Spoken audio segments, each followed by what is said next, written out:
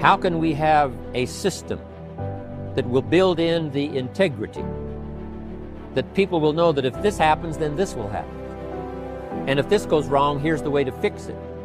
Unless you have the principles and the character and the integrity to put together a viable plan for a wide variety of people, then the system is not going to last very long.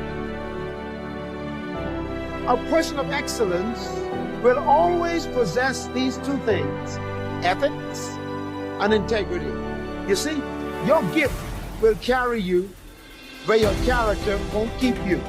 Ethics are moral standards grounded in principles that govern your beliefs and convictions. Ethics are mental attitudes based on beliefs that control your behavior. What you believe manifests how you behave. Integrity is integration of your words with your behavior. What you say and do are supposed to be consistent if you are a person of integrity. Integrity basically is basic wholeness. In other words, it's consistency. Integrity has so many benefits when you live a life of integrity, because with integrity you do the right thing. That means there's no guilt. With integrity you have nothing to fear because you have nothing to hide.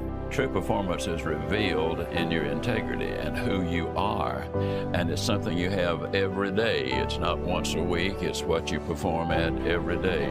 And that's using the ability you have in order to perform in a way that will please not only your own ego, but also by more standards, the people that you're working with and for.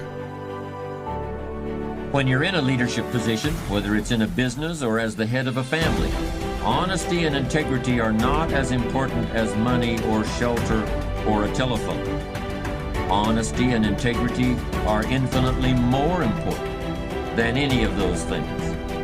They're about as important as having air and food and water. For a leader, honesty and integrity are absolutely essential to survive. Living the way you're talking about, because people won't always believe everything you say, but they will always believe the example you have set for them. And when you do everything with integrity, then you can always come through in shining colors with those people.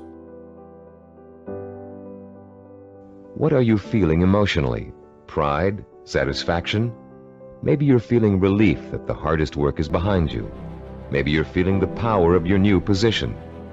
Perhaps you're feeling the exhilaration that comes with knowing that having achieved what you did, you can now achieve anything. You might even be feeling humble, having come face to face with weaknesses you never knew you had during the long, hard effort to reach success. After you have awakened all of your senses to the sight, smell, taste, touch, sound, and feeling of success, you start with a specific statement of what you want to achieve and when you want to achieve it.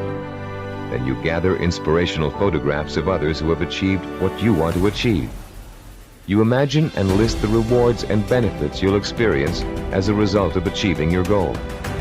And finally, you bring these 3 steps together into an imaginary scenario rich in sight, sound, touch, taste, smell, and emotion. This scenario is your vision. It is the driving force behind all of your thinking and activity. The more intense and more detailed your vision is, the more emotional power it will pack.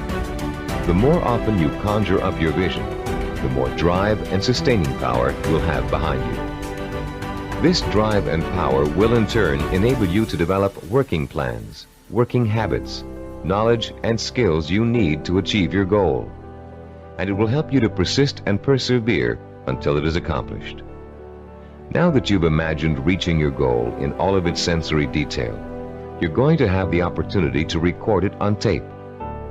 Don't leave out a single sensory detail. The richer your description, the more powerfully it will affect your ability to keep striving to reach your goal, day after day, week after week, month after month. Use as much enthusiasm as you can during your description. You should be enjoying yourself. After all, it's your vision of success you're describing. After you've finished recording, play back your description and listen to it carefully. Did you falter in places? Were there things you couldn't describe fully? Did it sound as if you didn't quite believe what you were saying? If the first version of your story doesn't satisfy you, erase it and create another one. Do this over and over until you have a version that completely satisfies you. It should be highly detailed and utterly convincing. And if, along your path to achievement, you find your goal changing shape or form, just record a new version that better fits your new goal. You're now going to learn to use this recording as part of a 5-step daily plan for internalizing your vision and making it so much a part of you that it will drive you to plan, to work, to achieve, to persist.